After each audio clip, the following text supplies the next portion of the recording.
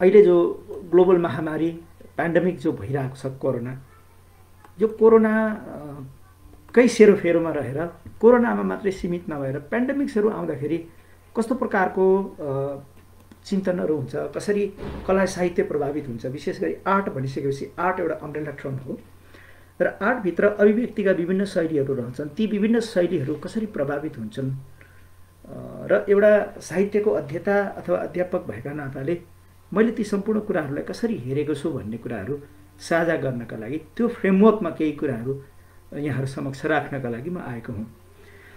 मलाई थाहा छ पब्लिक नामाको अडियन्स अथवा यसको पहुँचको क्षेत्र व्यापक छ, कम्प्रिहेन्सिभ छ र अडियन्स चाहिँ मल्टिलिङ्गुअल पनि छ।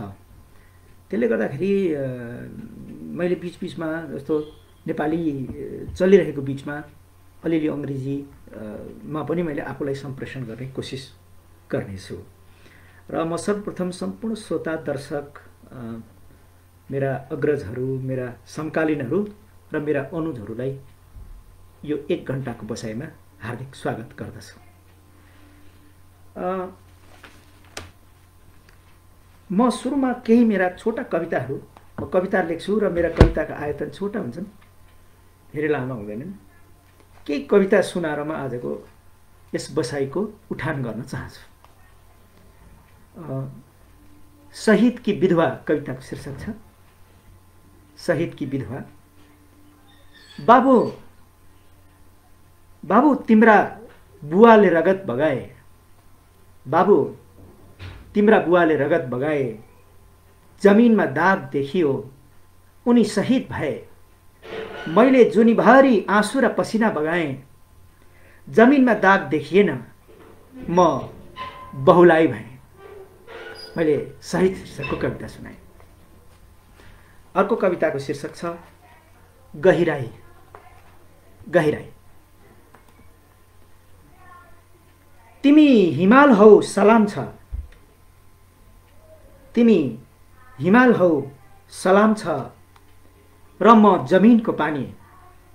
तिमी हिमाल हौ सलाम छ, म जमिनको पानी। थाहा छ तिमीलाई चुलिन उचाइ चाहिन्छ, थाहा छ तिमीलाई चुलिन उचाइ चाहिन्छ, तर म गहिराई बिना नै आफूभित्र तिम्रो सम्पूर्ण उचाइ प्रतिबिम्बित गरिदिन सक्छु।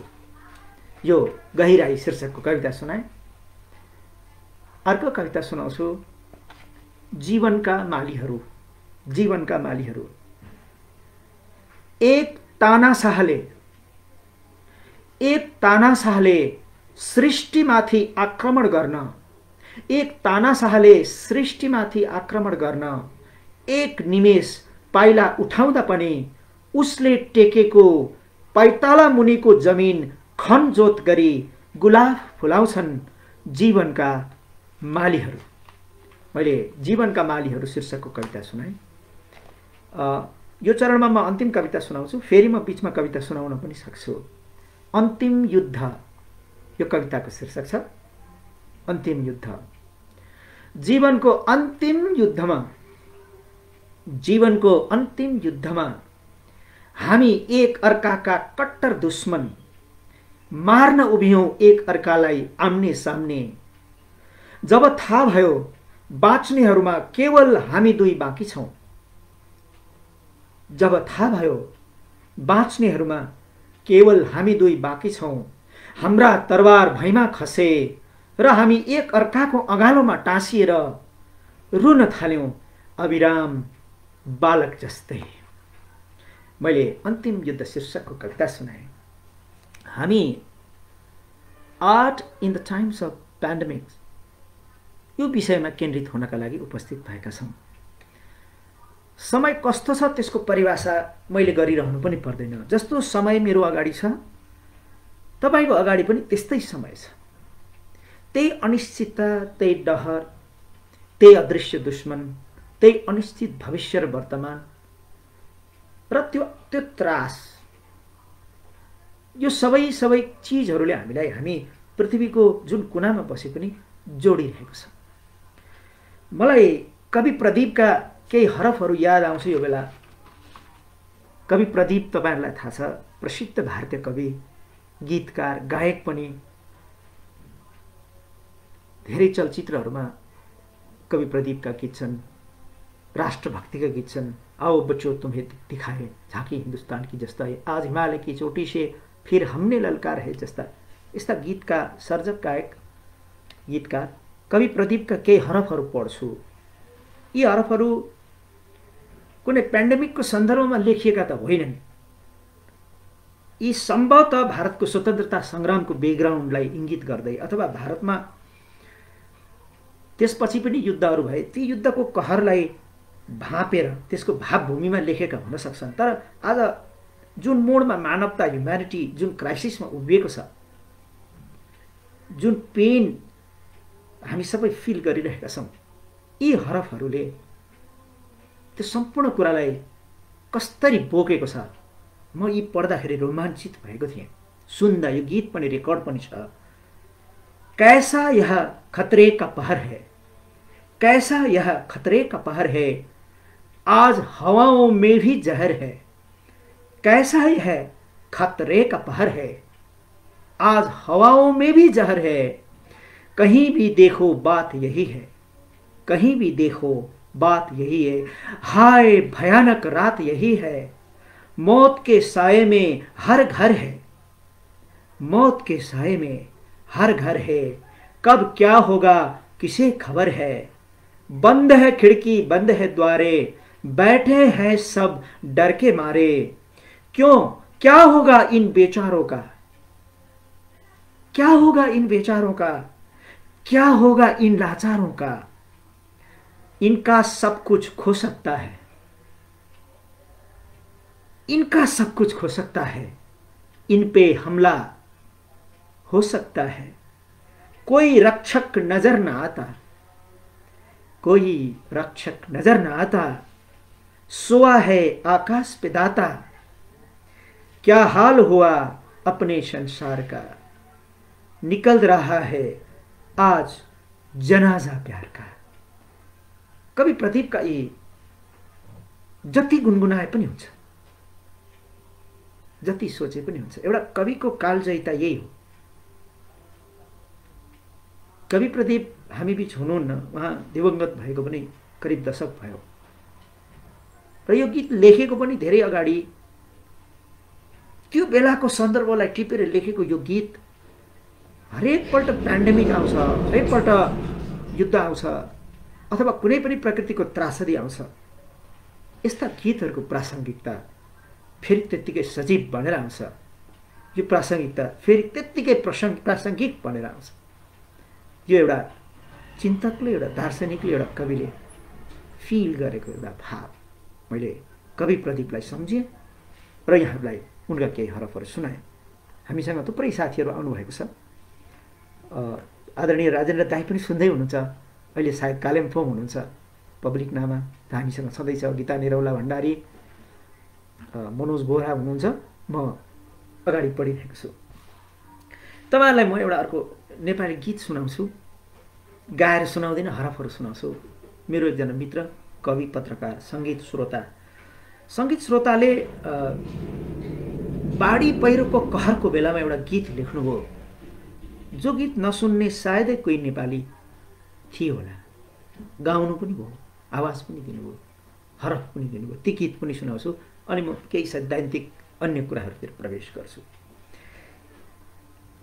त्यता के हुँदैछ यता बाढी पसेर, त्यता के हुँदैछ यता बाढी पसेर, फेरि हामी दुखीकै खायो मुटु कलेजा।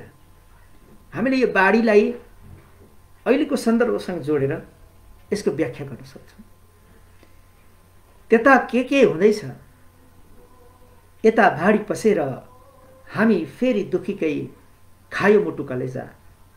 हामी भयौँ बेघरबार, हामी भयौँ बेघरबार, चरी लैजा समाचार। हामी भयौँ बेघरबार, चरी लैजा समाचार। आँधी र हुरी आउँछ कहिले पानी र असिना, आँधी र हुरी आउँछ कहिले पानी र असिना। हिना र मिना पार्दछ फेरि दुखीकै पसिना, हिना र मिना पार्दछ फेरि दुखीकै पसिना। सुखी जानलाई कस्तो छ यता पहिरो पसेर, सुखी जानलाई कस्तो छ, सुखी जानलाई कस्तो छ यता पहिरो पसेर, फेरि हामी दुखीकै खायो मुटु कलेजा, हामी भयौँ बेघर भार चरी लैजा समाचार, त्यता के हुँदैछ यता बाढी पसेर, फेरि हामी दुखीकै खायो मुटु कलेजा। कवि सङ्गीत श्रोता, राम्रो कवि, पत्रकार र कवि प्रदीप दुवैजनाको सिर्जना साभार गरेको छु, म सधन्यवाद सम्झिन्छु र केही कुराहरू भन्छु। अहिलेको समयको आकलन यहाँ बसेर मैले गरिरहनै पर्दैन। जैसे हवाओं में कहर है भने जस्तो हावामै जो कहर छ, हामी सबैले आफ्नो आफ्नो पोजिसनबाट यसलाई फिल गरेका छौँ। जस्तो डेथ टोलको बारेमा, कोरोना भाइरसको वैज्ञानिक पक्षको बारेमा, मेडिकल पक्षको बारेमा अथवा इन्भाइरोमेन्टल पक्षको बारेमा त्यो भन्ने म हैसियत पनि राख्दिनँ र जसरी यहाँहरू सबैलाई त्यसले छोएको छ, सबै संवेदित हुनुभएको छ, स्पर्शित हुनुभएको छ, म पनि त्यसै गरी स्पर्शित भएको छु, त्यसै गरी संवेदित भएको छु र empathetically we all share the same thing.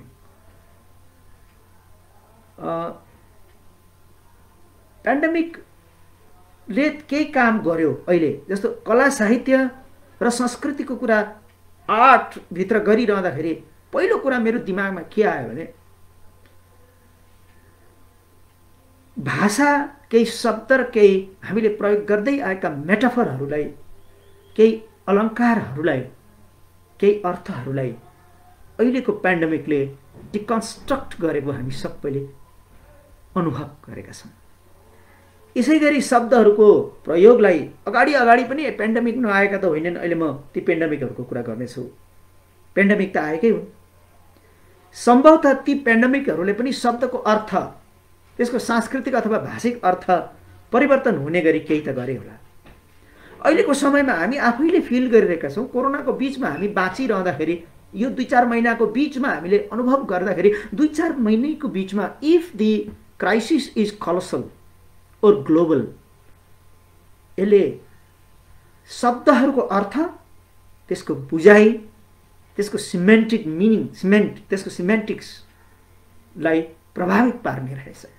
र जब भाषै प्रभावित हुन्छ, कला साहित्य संस्कृतिको एउटा माइलिएज भाषाका कारणले आउने हो, भाषा त्यसको प्राण तत्त्व हो भने भाषामै मिनिङको तहमा परिवर्तन आयो भने कला साहित्य अथवा संस्कृति अक्षुण्ड रहन्छ भन्ने कुरा होइन। अरू economic and historical, psychological, medical कुरा अहिले गरौँला, तर सामान्य लिङ्ग्विस्टिक कुराबाट मैले उठान गरेँ। पहिलाको अर्थमा हामी सोसियल भनेर जुन कुरालाई बुझ्थ्यौँ, सोसियल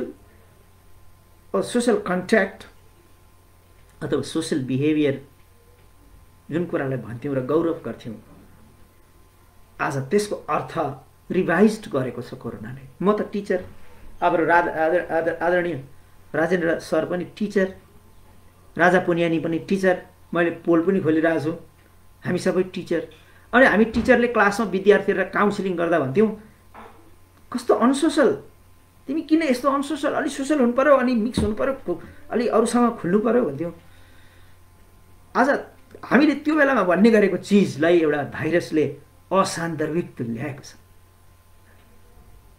अलि निस्किनु पर्यो, खुल्नु पर्यो, प्रस्फुटन हुनु पर्यो। समयले इन्भ्यालिडेट गर्छ र मिनिङहरूलाई परिवर्तन गर्छ। अहिले फ्रेन्ड भन्नुको अर्थ हामीले ट्रेडिसनली अन्डरस्टुड, होइन, ट्रेडिसनल अर्थमा हामीले बुझेको फ्रेन्ड भनेको अँगालो मार्छौँ, हामी पार्टीहरूमा सँगसँगै हुन्छौँ, सभा समारोहमा सँगसँगै हुन्छौँ, हातेमालो गर्छौँ। फ्रेन्डसिपको एउटा फिजिकल एस्पेक्ट पनि छ र त्यो फिजिकल एस्पेक्ट फ्रेन्डसिपको कहिलेकाहीँ क्वेसन भयो भने हामी के हो, यो फ्रेन्डसिपमै केही छ कि भनेर शङ्का पनि गर्ने गर्दछौँ। एउटा फेस भ्यालु, एउटा मेनिफेस्ट भ्यालु भनौँ न, फ्रेन्डसिपको फिजिकल क्लोजनेस पनि हो। अहिले गएर फ्रेन्डसिप भनेको त्यो फिजिकल क्लोजनेसको परिभाषाबाट फ्रेन्डसिपलाई पनि रेस्क्यु गरेको छ, त्यो अपलिफ्ट गरेको छ, अप्रुभ गरेको छ र friendship has become a virtual term. अब अहिले म यहाँ सामाजिक सञ्जालमा बसेको छु, राजा पुनियानी सिलगढीमा सम्भवतः बस्नु भएको छ, राजेन्द्र दाई कालिम्पोङमा बस्नु भएको छ, शङ्कर सञ्जेल कहाँ बस्नु भएको छ, मनोज बोहरा बिर्तामोडमा बस्नु भएको छ, अरू थुप्रै साथीहरू यहाँ बिचमा आउनु भएको छ, म हेर्दैछु।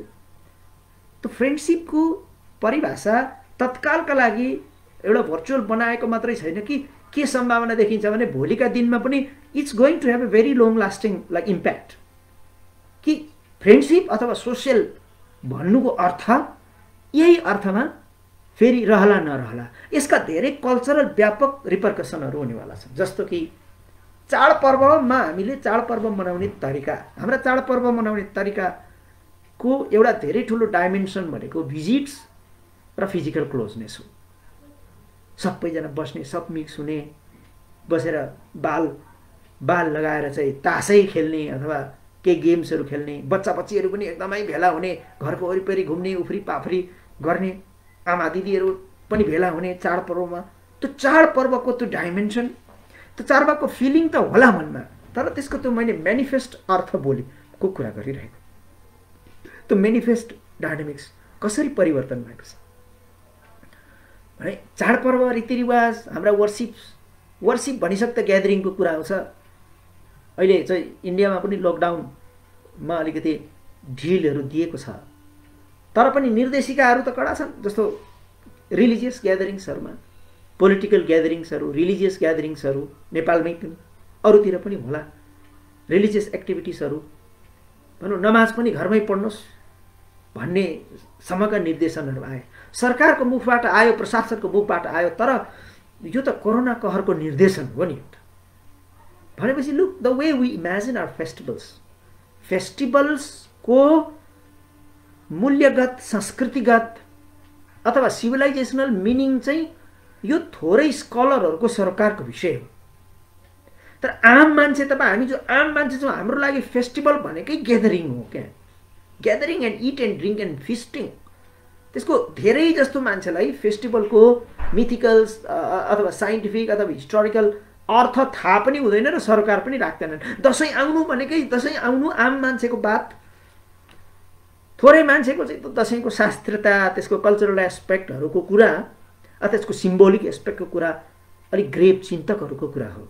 तर आम मान्छेको कुरा त फेस्टिभिटी भनेको त सेलिब्रेसनसँग रिलेट गर्दछ, अर्थ बुझेर होस् नबुझेर होस्। भनौँ न, हामी नेपालीहरू दसैँ मान्छौँ, तिहार मान्छौँ, माघे सङ्क्रान्ति, कतिलाई चाहिँ त्यसको सांस्कृतिक अर्थ थाहा छ। सांस्कृतिक सामाजिक अर्थ सबैलाई थाहा हुने भए त हामी सबैलाई टेलिभिजनमा बोलाएर त्यसको सांस्कृतिक महत्त्वको बारेमा इन्टरभ्यू लिइहाल्थ्यौँ। किन फेरि संस्कृतिविद वीणा सिन्हा भनेर बोलाउँछ, संस्कृतिविद सत्यमोहन जोशी, जगमान गुरुङ भनेरै बोलाउँछन्।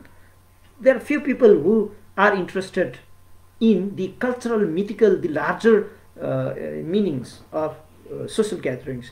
हामी जस्ता अर्डिनरी मान्छेहरूका लागि त्यो ग्यादरिङ हो र फिस्टिङ हो, र यो ग्यादरिङ र फिस्टिङ क्वेसन भएको छ। भनेपछि एउटा आम मान्छेको कल्चरल बुझाइ कसरी क्वेसन भएको छ कि चिन्तन गरौँ। Apparently this is a very mundane issue. सो हेर्दाखेरि फेस भ्यालुमा यो केही नदेखिएला, तर हेरौँ न, जस्तो लाइफको प्याटर्नै यसले चाहिँ यसरी चाहिँ च्यालेन्ज गरेको छ भने सिमेन्टिक्स आर चेन्जिङ। पेन्डेमिक्सहरू हुँदै आएका छन्। Pandemics, the great plague of Athens, जसको पृष्ठभूमिमा धेरै कुराहरू लेखिए, पढिए, हामीले पनि पढ्दै आयौँ। स्मल पक्सको कहर त धेरै पुरानो युरोपमा, त्यो पनि हामीले पढ्दै सुन्दै आयौँ। त्यसको बारेमा लेखिएको साहित्य हामीले बुझ्दै त्यसमा अध्ययन गर्दै पनि आयौँ। प्लेग अफ जस्टिनियन, अर्को इन्फेमस प्लेग, त्यो पनि हामीले बुझ्दै जाँदै आयौँ।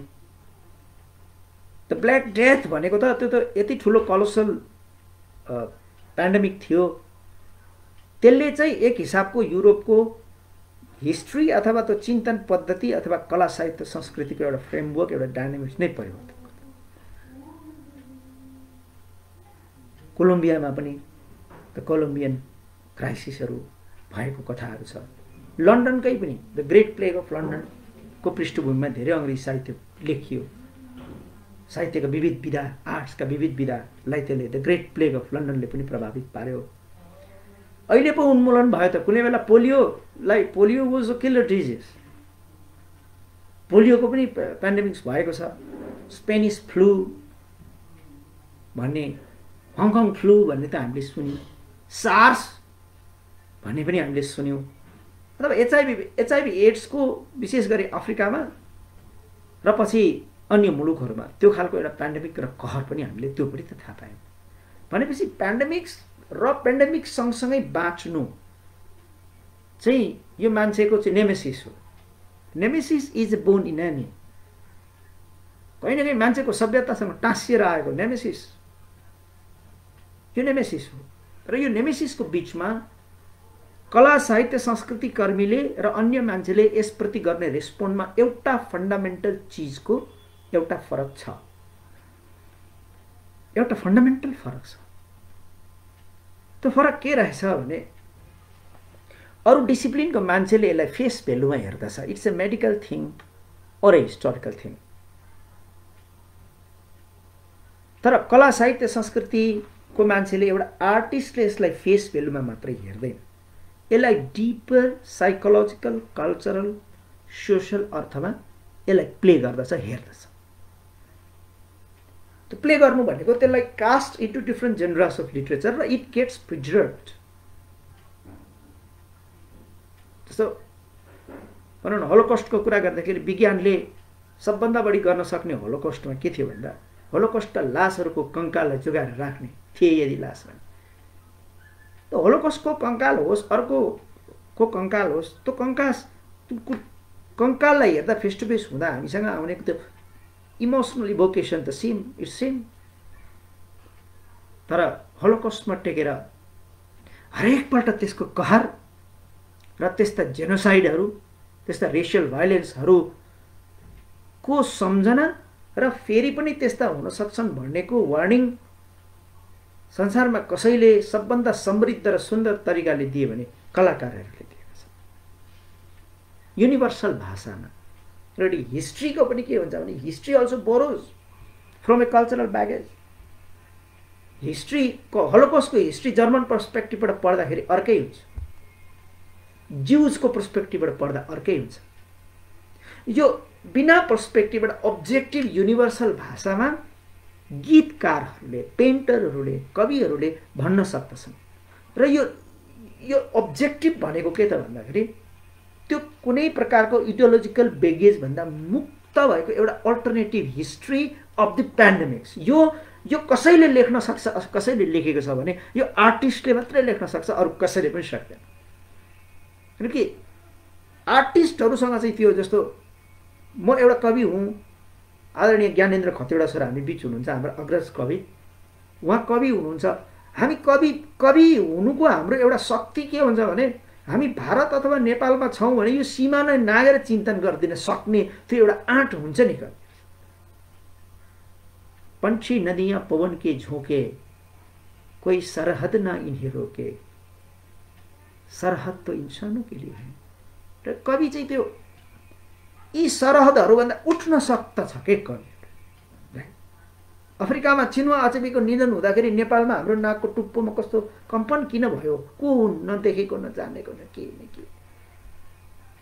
यो एउटा यस्तो कोस्मोपोलिटन कन्साइन्स हो नि कवि लेखक इज ए कोस्मोपोलिटन कन्साइन्स। यस्तो यो कुनै सिटिजन हुँदैन। त्यो सिटिजन त एउटा प्राविधिक कुरा हो, हामी भारतका सिटिजन अथवा नेपालका सिटिजन अथवा अरू कतैका सिटिजन हाम्रो लागि एउटा प्राविधिक कुरा हो। एकछिन हामीले लार्जर एउटा पोइटिक भोकेसन र रेस्पोन्सिबिलिटीमा हेर्ने हो भने यी सीमाहरूलाई नागेर एउटा कोस्मिक रियलाइजेसनका साथ उपस्थित हुन सक्ने ल्याकत र क्षमता राख्दछ एउटा कविले, एउटा लेखकले। समयभन्दा पनि माथि उठ्छ, जोग्राफीभन्दा पनि माथि उठ्छ। એટલે पेन्डेमिकको अथवा होलोकॉस्टको अथवा कुनै एउटा वारको हिस्ट्रीलाई विविध मान्छेहरूले लेखिरहँदा एउटा कवि, लेखक, कलाकारले यो उच्च चेतनाका साथ लेख्नुको अर्थ फरक हुन्छ। त्यो युनिभर्सल हिस्ट्रीको पार्ट हुन्छ, ह्युमन हिस्ट्रीको पार्ट हुन्छ। त्यो प्लेगलाई अथवा अरू कुनै प्रकारको कहरलाई, ब्ल्याक डेथलाई, ट्युबरकुलोसिस पेन्डेमिकलाई अथवा अहिलेको कोरोना भाइरसकै पेन्डेमिकलाई भनौँ, यो कवि कलाकारहरूले आफ्नो हातमा लिएर यसलाई जब एउटा युनिभर्सल भाषामा एउटा आर्टिस्टिक फिनिसिङ दिन्छ, त्यो एउटा वैकल्पिक इतिहास हो र त्यो विशुद्ध मान्छेको इतिहास, त्यो मान्छेको इतिहास, त्यो जातको अथवा कुनै शासकको अथवा कुनै देशको इतिहास एउटा कुरा हो, तर मान्छेको इतिहास त्यो फरक कुरा हो। कोरोनाले गर्नु गर्यो, धेरै कुरा गर्यो, धेरै चिजहरू प्रभावित भए। मैले आफ्नै बारेमा मैले आफ्नै सेड्युल भन्ने हो भने यो मार्च अप्रिलतिर मेरा आफ्नै केही सेड्युलहरू थिए। कसरी प्रभावित भए, धेरै कुराहरू रोकियो।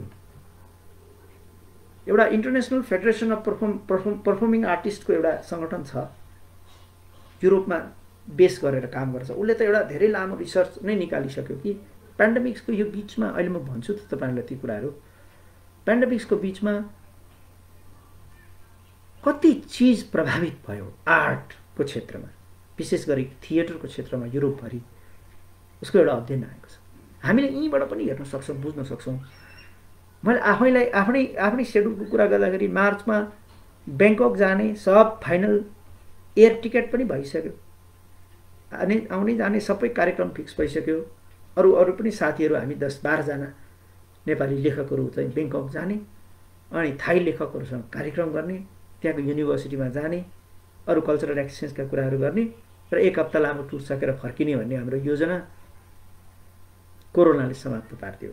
मैले अमेरिकामा बस्नुहुने हाम्रा भुटानका मित्रहरूसँग एउटा सम्झौता गरेको थिएँ। उहाँहरू यही जुलाईमा एउटा ग्लोबल कन्फरेन्स गर्ने तयारीमा हुनुहुन्थ्यो र मसँग कुरा भएको थियो। मैले भनेको थिएँ हुन्छ गरौँ, I will come, I will speak, कि भुटानको साहित्य र त्यसको हिस्ट्रीलाई एउटा अध्येताका नाताले र त्यसको छेउछाउ हुर्किएको मान्छेको नाताले मैले एकदम अनुरागपूर्ण तरिकाले त्यसलाई हेरेको, अध्ययन गरेको छु।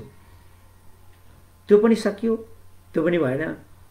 हामीले यहाँ पनि होस्टिङ गर्ने कार्यक्रमहरू थुप्रो बनाएका थियौँ। जस्तो चितवनमा मेरो आफ्नो संयोजनमा हामीले चाहिँ इङ्ग्लिसमा लेख्ने नेपाली राइटरहरूको वर्कसप गर्ने र भारतबाट पनि केही बोलाउने भनेर सबै फाइनल गरेका थियौँ। स्पोन्सर पनि खोजेका थियौँ, सम्बन्धित ठाउँमा कम्युनिकेसन पनि गरेका थियौँ, स्पिकरहरूसँग पनि कुरा गरेका थियौँ।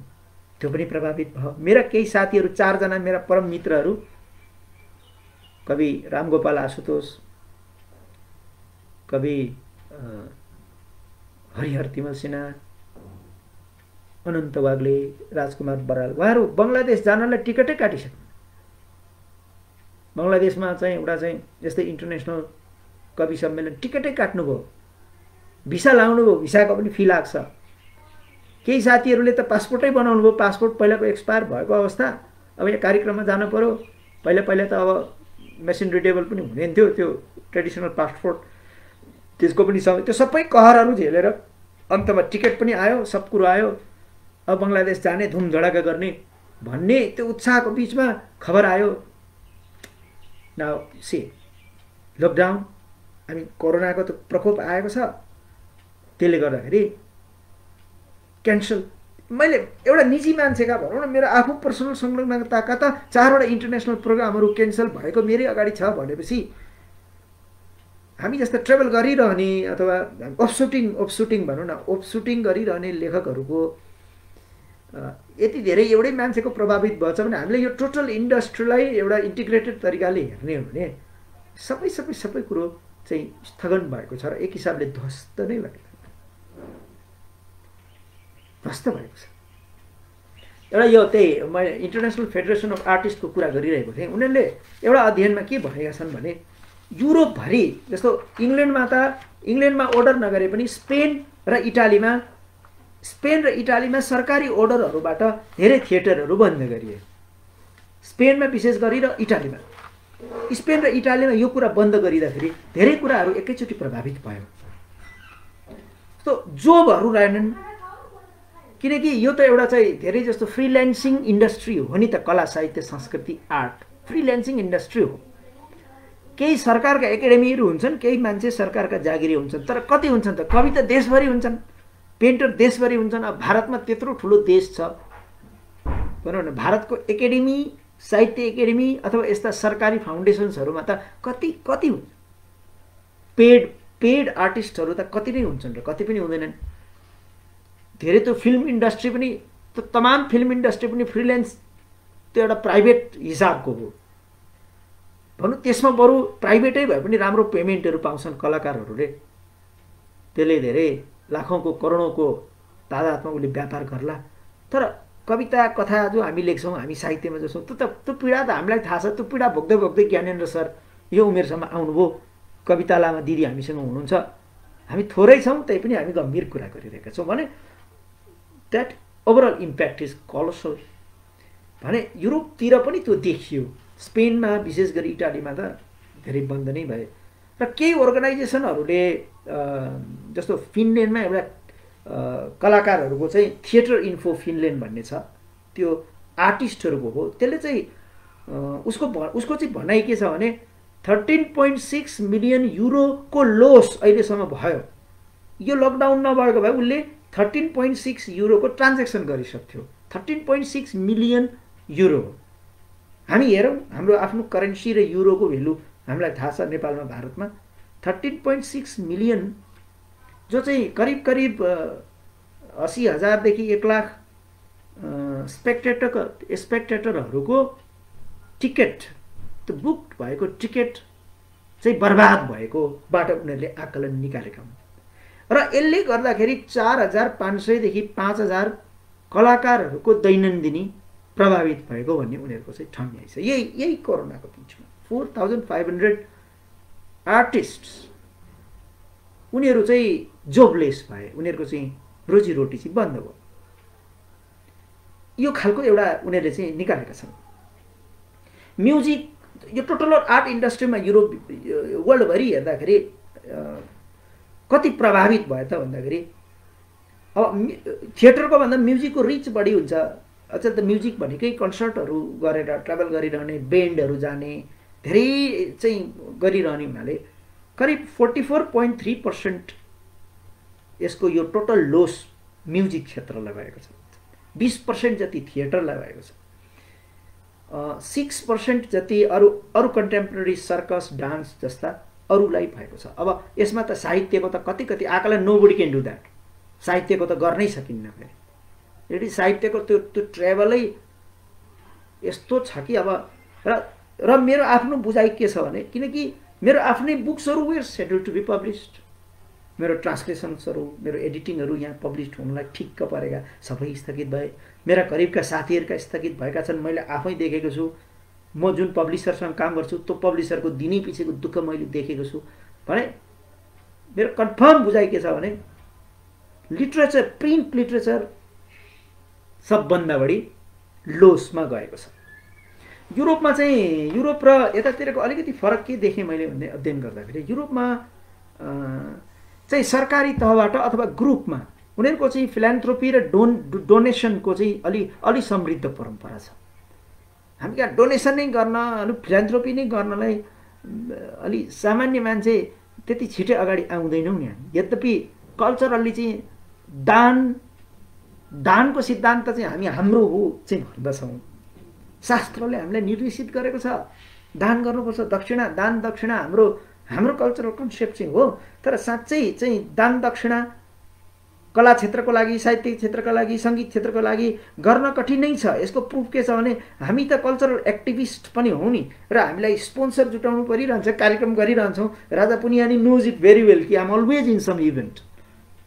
र त्यो गरिरहनु भनेको पनि स्पोन्सर जुटाइरहनु हो। स्पोन्सर जुटाइरहन जाँदाखेरि कस्तो कस्तो सुनिन्छ कुराहरू। त्यो एक ठाउँ त म यति धेरै चाहिँ डोनेसन लौ न भन्न जान्थेँ एकजना मेरो मित्रकोमा। अनि एक दिन बुवा चाहिँ साह्रै बिरामी हुनुभएछ उहाँको, र म हेर्न गएँ। साह्रै बिरामी हुनुको बुवा। त्यहाँ म सधैँ जाने भने केटी डोनेसनको लागि जाने बानी त्यही थियो।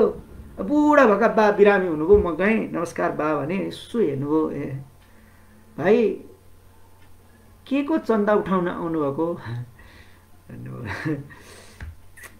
प्रेम हो। तर खास त्यस दिन म चन्दा उठाउन गएको थिइनँ, उहाँलाई हेर्न बोलाउनु बा कस्तो छ भन्न गएको थिएँ। तर किनकि त्यो छवि त्यस्तो कि हामी आफैले हेर, सरकारले केही गरिरहेको हुँदैन कला साहित्य संस्कृतिको क्षेत्रमा लार्ज बाई एन्ड लार्ज हेर्ने हो भने। सरकारले गरेको त हुन्छ, फाउन्डेसन बनाएको हुन्छ, के हुन्छ, उसका आफ्नै झमेला छन् के। हेर्नुहोस्, त्यो झमेला आम मान्छेसम्म आउँदै आउँदैन। तपाईँहरूलाई पनि थाहा छ नि भारतमा साहित्य एकाडेमीको गतिविधि के हो, हामीलाई यहीँको पनि थाहा छ। त्यसका आफ्ना सीमा छन्, फेरि निर्देशन छ, फेरि त्यसको पछाडि चाहिँ पार्टी इडियोलोजी छ। अब पार्टी इडियोलोजी र निर्देशनले त के गर्छ, कसो कसो गर्छ, कसरी अभिव्यक्तिको स्वतन्त्रतालाई एकोर्याउँछ एकातिर भन्ने कुराहरू you know it so well in India and we also know that in Nepal. त्यसले गर्दाखेरि कला साहित्य सरकारको आँखाबाट टुहुरो तुल्याइएको क्षेत्र हो भने यो सोल्ली यो प्राइभेट इनिसिएटिभमा उभिने क्षेत्र हो। फिल्म पनि, सङ्गीत पनि प्राइभेट इनिसिएटिभमा के भइरहेछ, सरकारले एट द मोस्ट भनौँ न एट द मोस्ट गर्यो भने कहिलेकाहीँ सरकारी पुरस्कारहरू कसको कता कताबाट कोटामा पारेर दिने हो। तर survival of the cultural industry by and large यो चाहिँ प्राइभेट सेक्टरको हातमा छ र प्राइभेट सेक्टरको हातमा छ। त्यो भनेको फिलान्थ्रोपिस्ट र डोनरहरूको डोनेसनको हातमा छ र त्यो फिलान्थ्रोपी गर्ने र डोनेसन गर्ने परम्परा अलिकति पूर्वमा सिद्धान्तमा भए पनि व्यवहारमा अलिक कमजोर हुने भएको हुनाले हाम्रातिर चाहिँ कला साहित्य क्षेत्र चाहिँ धुलिट्यामै भएर गयो। तर युरोपमा चाहिँ जस्तो युरोपमा धेरै उनीहरूको अर्गनाइजेसनहरू अगाडि आयो। टिन्डर बक्स थिएटर भन्ने छ बेलायतमा, यो भर्खरको कुरा गरिरहेको मैले। त्यो टिन्डर बक्स थिएटरले विशेष फन्डको व्यवस्था गरेर मान्छेहरूलाई भनौँ न कलाकारहरूलाई विशेष राहतको व्यवस्था प्राइभेट सेक्टरबाटै भए पनि उल्लेख गरेको भन्ने रिसर्चमा आएको छ। युरोपियन युनियनले करिब 180 मिलियन युरोको एउटा प्याकेजको घोषणा गर्यो र जसमा स्पष्टतः त्यहाँ भनियो art in the time of पेन्डेमिक्सको कुरा गरिरहेको छु। यो पेन्डेमिकमा प्रभावित भएको आर्ट र आर्टिस्टहरूलाई यो 179 मिलियन युरोको जो आर्थिक प्याकेज छ यसको एउटा महत्त्वपूर्ण हिस्सा कला साहित्य क्षेत्र जो प्रभावित भएको छ, कलाकारहरूको रोजीरोटीको प्रश्न जो प्रभावित भएको छ त्यसमा पुगोस् भनेर निर्देशन गरेको रहेछ मैले पाएको। हाम्रा पनि धेरै आर्थिक प्याकेजहरू त आएको सुने मैले। भारतमा पनि ठुलो आयो, नेपालमा पनि आयो, नेपालको देशको आयतन अनुसारको आयो, भारतमा त्यस्तै पनि आयो, 2-3 चरणका आयो, यहाँ त बजेटै पनि आयो, सबै कुरो आयो।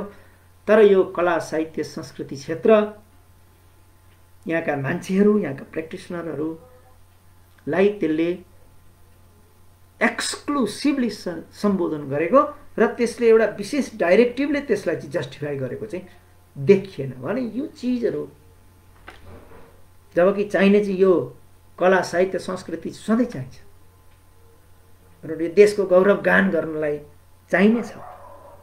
तर यस्तो अप्ठ्यारोको बेलामा सरकारहरूको आँखा पुगिरहने क्षेत्र यो होइन। पुग्थ्यो भने म पनि त एउटा स्रष्टा हुँ, लेखक हुँ, कलाकार हुँ। आज लकडाउन भएको यतिका दिन भइसक्यो, मलाई एउटा फोन त आउनुपर्ने नि। तपाईँ साहित्यमा यत्रो काम गर्दै हुनुहुन्छ, लकडाउन भयो, इन्कमका सारा सोर्सहरू बन्द भए, कार्यक्रमहरू छैनन्, अरू केही पनि छैन, कसरी चल्दैछ घर?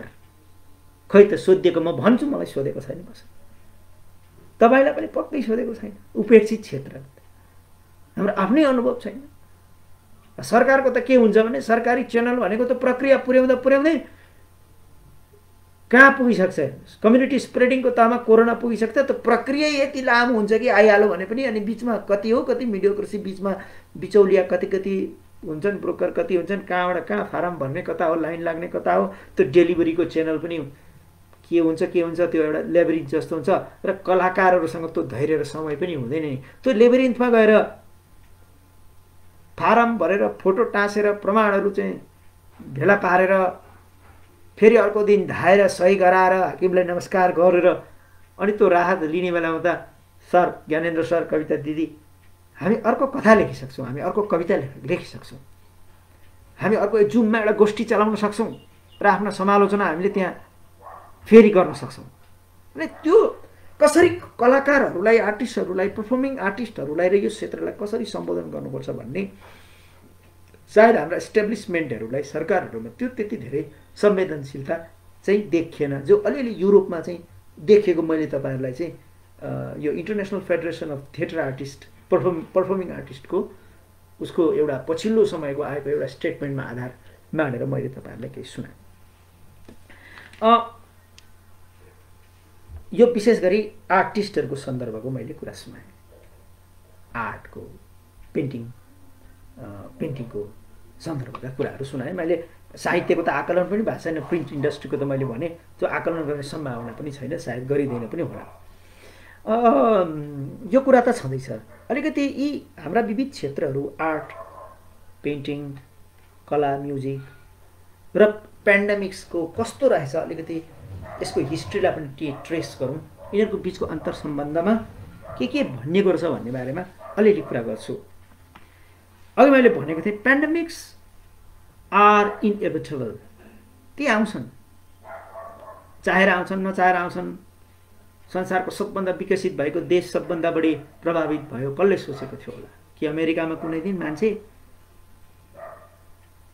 हस्पिटलमा चाहिँ भेन्टिलेटरका लागि तडपिनेछ? कसैले चिन्तन नगरेको कुरा हो यो, भेन्टिलेटरका लागि। भारतमा पनि त्यो स्थिति आउन लागिसकेको स्थिति बुझिँदैछ, विशेष गरी मुम्बई र दिल्लीमा। कसले सोचेको थियो होला मुम्बई र दिल्लीमा एउटा भेन्टिलेटरका लागि मान्छे तडपिनेछ कुनै दिन? स्पेनमा, इटालीमा यो हुनेछ कसै? चाहिँ पेन्डेमिक्स आर देयर के, दे हेभ बिन कमिङ। अघि मैले एकदम लामो सूची तपाईँलाई पढेर सुनाएँ। उहिलेदेखिको चाहिँ एथेनियन प्लेग, होइन, एथेन र स्पार्टाको युद्ध भएको बेलामा प्लेग आइसकेपछि, एथेनमा प्लेग आएपछि मान्छेहरूले त्यसको आफ्नै तरिकाले व्याख्या गरे। त्यसलाई चाहिँ दैविकसँग लगेर जोडेर दैवले चाहिँ स्पार्टालाई चाहिँ फेभर गर्यो, एथेनलाई चाहिँ गरेन।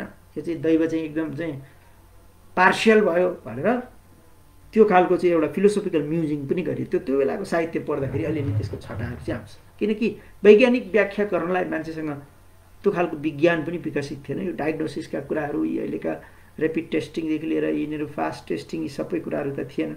मान्छे स्पेकुलेसन गर्थ्यो र मान्छे फेथ हिलिङमा विश्वास गर्थ्यो। त्यो बेलामा स्पार्टा र एथेन्सको युद्ध हुँदाखेरिमा, पेलोपोनेसियन वार, त्यो बेलाको वार हुँदाखेरि ठ्याक्कै त्यही बेला प्लेग आउँदाखेरि एथेन धेरै प्रभावित भयो र लु भगवतीले चाहिँ, भगवान्ले स्पार्टालाई चाहिँ फेभर गरेबाट यस्ता खालका व्याख्याहरू भए र त्यो व्याख्याको प्रभाव फेरि त्यो बेलाको आर्ट, लिटरेचर, पेन्टिङ, म्युजिकमा पर्दै गएको छ।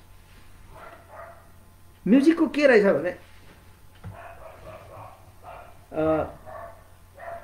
यो अफ्रिकाहरूतिर यसो किनकि पेन्डेमिक्सहरू धेरै अफ्रिकातिर पनि धेरै भइरहेका छन्। अफ्रिका यसै पनि ब्ल्याक कन्टिनेन्ट भन्थे धेरै लामो समयसम्म।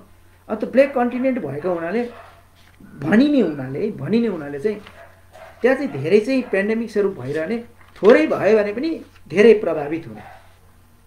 र इन्डियाना युनिभर्सिटीले एउटा अध्ययन गरेको रहेछ, त्यहाँ चाहिँ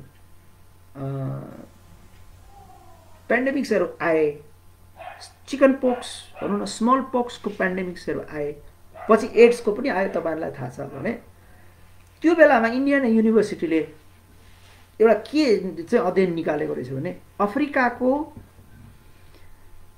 रियल टाइम हिस्ट्री, अफिसियल हिस्ट्रीले भन्दा त्यो बेलामा गाइएका गीतहरूले त पेन्डेमिक्स, त्यहाँका मान्छेहरू र उनीहरूको मनोविज्ञान र आम मान्छेको सोचाइ र धारणालाई बढी निकटताका साथ, प्रामाणिकताका साथ प्रस्तुत गरेको छ भन्ने एउटा विषय छ।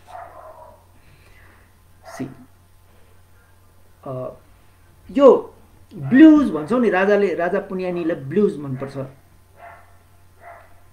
ब्लुज सङ्गीतको वरिपरि अरू रोक एन्ड रोल, ज्याज, यी चिजहरू पनि आए।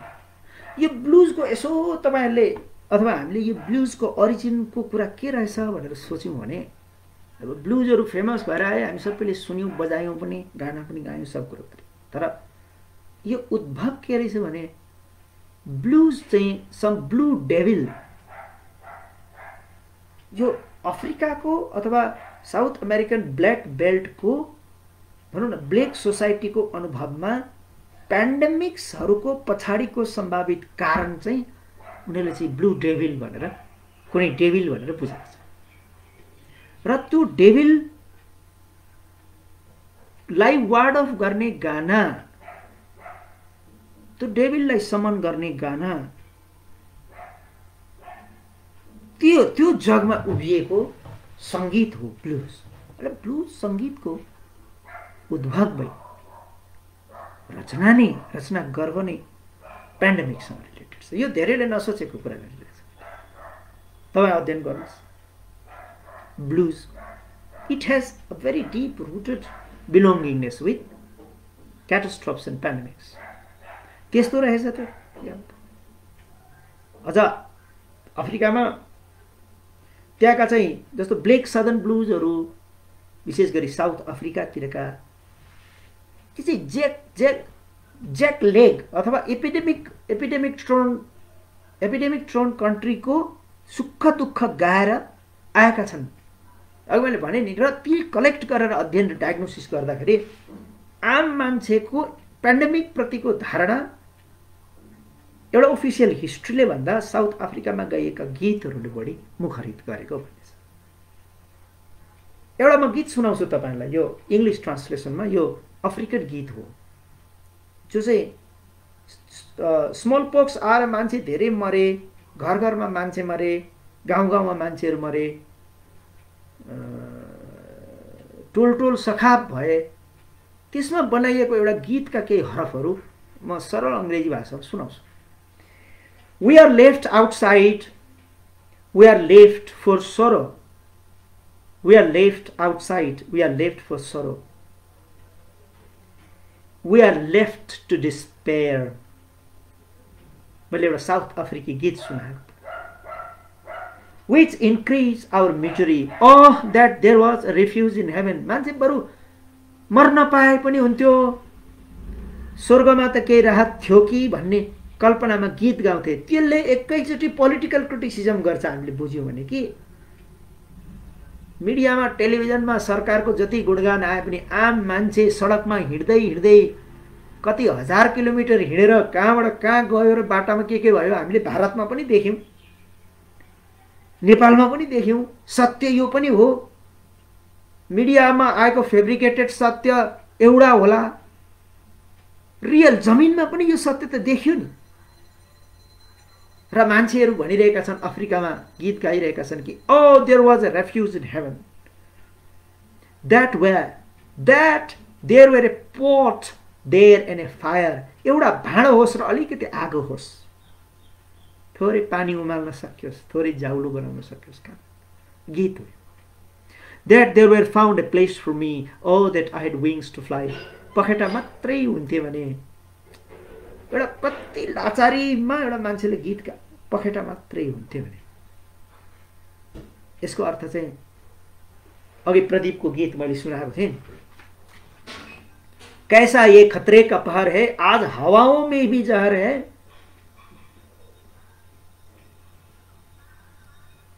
क्या होगा इन बेचारों का, क्या होगा इन लाचारों का। यो चिजले एउटा अर्कै कथा, आम मान्छेको कथा भन्छ र हरेक पेन्डेमिक्समा गीतले, सङ्गीतले यो कुरा गर्छ। अघि मैले तपाईँहरूलाई बाढी पहिरोको गीत सुनाएँ, कवि प्रदीपको सुनाएँ। अहिले मैले चाहिँ अफ्रिकाको गीत सुनाइरहेको छु। आर्ट एउटा जुलु गीत छ, अर्को जुलु एक खालको अफ्रिकन जात हो, यहाँलाई थाहा छ। यही अध्ययनले देखायो कि जुलुहरूमा I feel pity when I see smallpox. I feel pity when I see smallpox. Smallpox को सन्दर्भमा I feel pity when I see smallpox making its ravage and spoiling the best. Here at home in the village we no longer live. Here at home in the village we no longer live. बाँचेको हुनु तर खातामा, सरकारी खातामा बाँचेको हुनु र साँच्चीकै बाँचेको हुनुमा तात्विक भिन्नता त छ नि। We no longer are kind to each other. किनकि एक टुक्रा रोटी छ, मलाई पनि बाँच्नु छ। If I am kind, I have to give you. त्यसैले हामी धेरै सोच्छौं, दुःखले मान्छेलाई एक ढिक्का बनाउँछ। एन्टन चेकअप भन्नुहुन्छ, दुःखले मान्छेलाई झन बढी टाढा लान्छ। स्यामुअल बेकेट भन्नुहुन्छ, nothing is funnier than unhappiness. Unhappiness is that where we love in spite of ourselves. यति दुखी छौं कि केही पनि छैन नि हाँस्न मन, केही छैन। दार्शनिकहरूले दुःखलाई हेर्ने दृष्टिकोणहरूको कुरा गरे। We no longer are kind to each other even among relatives. यतिसम्म कि इभन रिलेटिभ्सको बिचमा पनि हामी काइन्ड हुन सकेन, किनकि यति छ, मैले खाएँ, मेरो प्राण रहने हो, बाँडे, can't say. This is the fault of the terrible disease. This disease is truly terrible, my lord. It has driven the son-in-law from his home. घरबाटै ज्वाइँलाई लखेटेको छ. He goes but returns with cruel words. He goes but returns with cruel words. The old woman comes this way. She is turned out. कुनै बुढी आमा यही बाटो आउँछिन् तर उनलाई खेदाउँछौँ हामी. She goes away and dies in the bush. र उनी कहाँ जान्छन्? परतिरको झाडीमा गएर मृत्युवरण गर्छिन्, उनी मर्छिन्. इन द इयर, अब हिस्ट्री कसरी भन्छ पेन्डेमिक्सले, फेरि अफ्रिकन नै कुरा गरेको. In the year 1918 we are killed by the disease called influenza, which finished our beloved brothers, mothers, fathers, sisters, brothers in other households. No one was left. हाम्रो मात्रै होइन, छिमेकमा पनि. In other households no one is left. It took young women and men. It chose the beautiful ones. It even took the good looking men. राम्रालाई पनि मारो, नराम्रालाई influenza. यो एउटा bottom up history, non official public history, र हरेकपल्ट पेन्डेमिकमा आर्टले public history लेखेको छ. मैले रिनासाको बेलामा, रिनासाबाटै सुरु भएको भनौँ न, डार्क एज 9th अथवा 10th सेन्चुरी पछाडि पश्चिमको आर्टको केन्द्रबिन्दुमा मान्छे आयो, मान्छेको सुन्दरता आयो. युथ कारणले रिनासेन्स ह्युम्यानिजम हामीले भन्यौँ, त्यो 17th सेन्चुरीसम्म लास्ट गर्यो गर्नलाई. पेन्टिङतिर लाग्यो. मैले म्युजिकको अलिकति कुरा गरेँ. पेन्टिङ, त्यो प्लेग आयो 14औं शताब्दीमा युरोपमा. न्युमोनिक प्लेग पनि भन्यो, एउटा ब्युबोनिक प्लेग भन्यो, एउटा चाहिँ सेप्टिक प्लेग पनि भन्यो. यी 3 प्रकारका प्लेगहरूको बिचमा एउटाले डाङ्गे मार्ने, एउटा चाहिँ हिल गर्न पनि मिल्ने, क्युरेबल पनि थियो, दुईटा चाहिँ लागेपछि मारिहाल्ने खालको त्यस्ता थियो. त्यसरी नामाकरण. यसको मेडिकल ब्याकग्राउन्ड छ, त्यतातिर जान्न सान्दर्भिक पनि नहोला. तर एउटा कुरा, त्यो प्लेग आइसकेपछि एउटा चिज के भयो, दुईटा कुरा महत्त्वपूर्ण भए मेरो आफ्नो बुझाइमा. कि एउटा कुरा के भयो भने, मान्छे केन्द्रमा हुँदै आएको रेनेसान्स ह्युम्यानिजम, जसले मान्छेलाई केन्द्रमा राख्यो, साहित्यमा पनि, पेन्टिङमा पनि.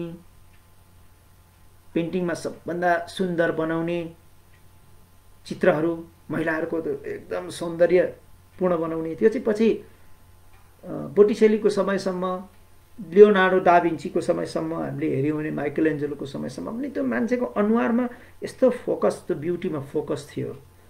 मेटिसको समयसम्म there focus was on presenting the beauty of the human. त्यो ह्युमनलाई केन्द्रमा राखिरहेको बिचमा एक्कासी यो प्लेग आइसकेपछि आर्टमा दुईटा कुरा. एउटा कुरा चाहिँ, if you look at the art of the era, भनौँ न, त्यहाँको आर्टहरू जस्तो ब्ल्याक डेथ को सेरोफेरोको आर्टको मैले कुरा तपाईँहरूलाई सुनाइरहेको छु. द लास्ट जजमेन्ट भन्ने आर्ट छ, इन्फर्नो भन्ने आर्ट छ, ट्रिम्फ अफ डेथ भन्ने आर्ट छ, अन्य अरू आर्टहरू पनि होलान्. यो आर्टमा एउटा प्रिडोमिनेन्ट सिम्बोल के देखिँदो रहेछ भने, तीरहरू के, तीर काँडहरूलाई प्ले गर्ने. तीर धनु छैन, तीर छ, तीरलाई प्ले गर्ने. मान्छेको वरिपरि तीर काँडको बढी प्ले गरिएको छ. अघि चाहिँ जस्तो रिनेसान्स ह्युम्यानिस्टिक पेन्टिङमा पनि मान्छेको नेकेड बडी अथवा पार्शियल नेकेड बडी ब्युटीको सन्दर्भमा, ब्युटीको हदमा प्ले गरिएको छ. तर यो आर्टमा मान्छेको नेकेड बडीमा पेस्टलेन्स देखाएर प्रयोग गरिएको छ. रिनेसान्स ह्युम्यानिजमको बिचमा आएको एउटा रिफ्ट हो यो. रिनेसान्स ह्युम्यानिजमको एउटा भगालोको बिचमा आएको एउटा सब भगालो, जो यति जबरजस्त थियो कि त्यो करिब रिनेसान्स ह्युम्यानिजमको मेन ह्युमन सेन्ट्रिक नेरेटिभ भनौँ न मान्छेको सौन्दर्य सेन्ट्रिक नेरेटिभ नै डिकन्स्ट्रक्ट भयो। कारण के त भन्दाखेरि पेन्डेमिकले आर्टको डाइमेन्सन कसरी चेन्ज गर्छ भन्ने बारेमा मैले तीरै काँडै काँड। जस्तो तपाईँले ट्रिम्थ अफ डेथ भन्ने पेन्टिङ इन्टरनेटमा ट्रिम्थ अफ डेथ भन्ने हेर्नुभयो भने यो एनोनिमस पेन्टिङ हो, कसले बनाएर थाहा छैन, तर तीर र काँडहरूले मान्छेलाई चारैतिरबाट घेरेको छ। कतिपय पेन्टिङहरूमा मान्छे बुढाबुढी तल सुतेका छन्, अर्धनग्न सुतेका छन् र हावामा चाहिँ death is flying, death flies in the air. यो चाहिँ एउटा चिज छ। अलिकति यो ब्ल्याक डेथ सुरु हुनुभन्दा थोरै अगाडि अलिकति मासतिर भनौँ न 13औं शताब्दीतिरको पेन्टिङ यो एपिडेमिक आउनुभन्दा पनि थोरै अगाडि का पेन्टिङहरूले पनि यो कुरालाई एन्टिसिपेट गरेको थियो भन्ने एउटा तर्क पनि छ, जसको पुष्ट प्रमाण मसँग छैन। This is a hypothesis. केही विद्वानहरूले, क्रिटिकहरूले यो कुरा गरेका छन् र उनीहरूको भनाइ के छ भने त्यो बेला पनि एकजना पोप बेनेडिक्ट भन्ने थियो। त्यो बेलाको पोपको पनि नाम पोप बेनेडिक्ट। पोप बेनेडिक्टले एउटा नयाँ बुल भन्थे, त्यो बेला त बुल भन्दा रहेछन्, एउटा ओर्डर लिएर आएछन्। त्यो ओर्डरले के भन्नेछ भने पहिलाका पोपले भनेको मरिसकेपछि जजमेन्ट एउटै हुन्छ, वान जजमेन्ट हुन्छ भन्दै ल्याएकोमा यिनले देयर आर 2 जजमेन्ट्स। हामी जब मर्छौँ अनि त्यो आत्माले एउटा जजमेन्ट पार गर्नुपर्छ अनि फेरि अर्को फाइनल जजमेन्ट हुन्छ, द लास्ट जजमेन्ट होइन। अनि त्यो जजमेन्टबाट मात्रै त्यो सल्भेसन हो कि होइन कि भन्ने कुरा निर्णित हुन्छ भने 2टा जजमेन्ट। अनि त्यो 2टा जजमेन्टको कुरोले एउटा भनौँ न, तपाईँ एकपल्ट मर्नुहुन्छ अथवा एकपल्ट मर्नुहुन्छ भन्दाको पीडा र 2पल्ट मर्नुहुन्छ भन्नुको पीडा फरक हुन्छ नि। पटक पटक मर्नुको पीडा, मान्छेहरूलाई एउटा जजमेन्ट पास गरेर अर्को जजमेन्टको बिचमा जो टाइम लेग हुन्छ त्यसको पनि पूर्व कल्पना भयो क्या मान्छेहरूलाई त्यो बेला। मराइ त एकखेप झुन्निएर एउटा झुन्निएर मार्ने मान्छेलाई पनि डर हो नि होइन। एउटा मात्रै जजमेन्ट हुने हो भने अथवा जजमेन्टै नहुने हो भने एउटा एथिस्टलाई त जजमेन्ट झुन्निएर मर्दै गर्दा त्यो 2 सेकेन्ड 5 सेकेन्ड मात्रै पीडा हो, मरिसकेपछि मर्यो। तर यहाँ त मरिसकेपछि पनि समस्याको तीर छैन, जति खोला तरे पनि मुक्ति छैन कहीँ कतै, 100औं पल्ट मरे पनि त्यो मराइमा पनि मुक्ति भएन। यो मराइको पछाडि फर्स्ट जजमेन्ट अनि सेकेन्ड जजमेन्ट भनेपछि पोप बेनेडिक्टले 2-3वटा लेयर खडा गरिदिए। मर्नु र मोक्ष प्राप्त गर्नुको बिचमा लेयरहरू खडा भयो। अनि त्यो लेयर जति लामो हुँदै गयो त्यति पीडा हुने। मरेपछि त मुक्ति हुन्छ कि भनेको मरेपछि पनि मुक्ति भएन। र मान्छेको चिन्तनमा, युरोपियन क्रिस्चियनहरूको चिन्तनमा त्यो जजमेन्ट 1 र जजमेन्ट 2 को बिचको टाइम लेगको चिन्तन छिर्यो। त्यो पहिलोपल्ट छिरेको वर्ल्ड हिस्ट्रीमा नयाँ एउटा चाहिँ सिद्धान्त हो। र त्यो मृत्यु अगाडिको कुरा त खैर सजिलो हुन्छ, सजिलो त नहोला तर कमसेकम साथीभाइ छन्, आफन्त छन्, यत्रो चाहिँ दार्जिलिङमा सिक्किममा मलाई पनि माया गर्ने शुभचिन्तकहरू हुनुहुन्छ, देशमा हुनुहुन्छ, विदेशमा हुनुहुन्छ, यही जुनीमा बस्दासम्म त सबै हुन्छौँ। मरेर गएपछि यो जजमेन्टबाट अर्को जजमेन्टको बिचको कति किलोमिटरको बाटो हो अथवा कति टाइमको बाटो हो त मान्छे एक्लै हुन्छ नि। त्यो डार्कनेस, त्यो एक्लोपनको त्यो भयावहताले, त्यो चिन्तनले त्यो बेलाको राइटिङहरूलाई प्रभावित पार्न थालिसकेको अवस्था थियो। र ठ्याक्कै प्ले गर्दाखेरि that became even more inflated. यो कन्टिन्युटीमा हेर्नु जरुरी रहेछ। त आर्टले कसरी रेस्पोन्ड गर्यो त फिलोसोफीलाई र पेन्डेमिकलाई एकैचोटि। यो बेलाको, त्यही भएर यो बेलाको पेन्टिङ चाहिँ, आर्ट्स अनि राइटिङ पनि इट्स अटरली पेसिमिस्टिक। हेर्नुहोस्, यो धेरै पेसिमिस्टिक छ। त्यही भएर यो ट्रेजेडी, यसको इमिडिएट आफ्टरमाथमा संसारका सबभन्दा बढी ठुला ट्रेजेडीहरू लेखिनुको एउटा कारण यो हुनसक्छ। शेक्सपियरको ट्रेजेडीहरू निकाल्दिनुहोस्, tragedy Shakespeare is nowhere क्या। टाटेको इन्फर्नोको डार्कनेसको पाटो र त्यो मान्छेको सफरिङको पाटो निकाल्यौँ हामी, त्यो द्याट इन्फर्नो डजन्ट स्ट्यान्डै गर्दैन। अर्को किताब डिभाइन कमेडी भन्ने किताब आयो, भन्न त कमेडी भनिएको छ, त्यहाँ नाम त कमेडी छ, त्यो डिभाइन कमेडी। तर त्यो divine comedy for me is about the biggest tragedies of life and death.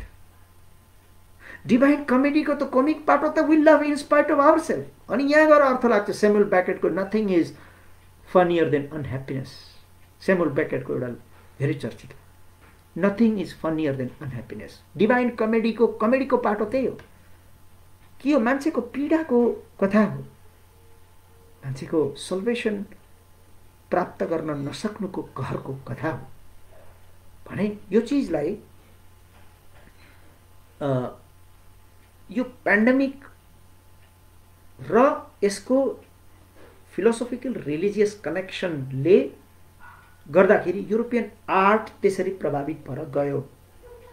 बीचमा जस्तो 17th सेन्चुरी आउँदाखेरि त्यो रिनेसान्सको पिकमा यो कुरालाई यो ड्यामेज कन्ट्रोल गर्ने कोसिस चाहिँ प्रशासनहरूबाट पनि भए, कलाकारहरूले पनि गरे, गायकहरूले गरे, यता रोमान्टिक एक्जुबरेन्स भनेर लेखकहरू गरे। तर यो फेरि आयो। कहिले आयो त भन्दा मेरो आफ्नो पर्सनल अध्ययनमा यो के छ भन्दाखेरि यो बेलाका ब्ल्याक डेथको समयको प्लेग आर्ट भनौँ न, यो प्लेग आर्टले प्ले गरेको एकदमै अट्टर पेसिमिस्टिक पेन्टिङ धेरै कन्टिन्यू भएर आएर 17औं 18औं शताब्दीमा अलिकति ड्यामेज कन्ट्रोल यसको भयो। किनकि युरोपको माइन्ड अब अलिक बाहिरतिर विस्तारित हुने, उता कन्क्वेयर गर्ने, यता चाहिँ कोलोनियलिजममा जाने, नयाँ साम्राज्यवादतिर जाने भन्नेतिर गइसकेपछि भनौँ न यसलाई अलिकति युरोपको त्यो खालको एउटा न्यारेटिभ पनि परिवर्तन भइसकेपछि युरोपका ग्लोरीका कुरा गर्ने। अनि इमानुएल कान्ट जस्ता मान्छेले Europe is the best place for intellectual advancement भनेर तर्कहरू लिएर आए। युरोपमा जन्मिनु भनेको त भाग्यको कुरा हो भन्ने तर्कहरू लिएर आए। युरोपियन आर्टिस्टहरू पनि इन्फ्लुएन्ट भए। अनि त्यो बेलामा अर्कातिर लागे। तर द्याट डिड नट लास्ट। जब वर्ल्ड वारको पछिको समयमा पिकासो जस्ता मान्छेहरू आए, पिकासो जस्ता मान्छेहरूले रिनेसान्स ह्युम्यानिजमले अथवा क्याथोलिसिजमले जे नगर्नु भनेको थियो उनीहरूले त्यही गरे। अब क्युब जस्तो पनि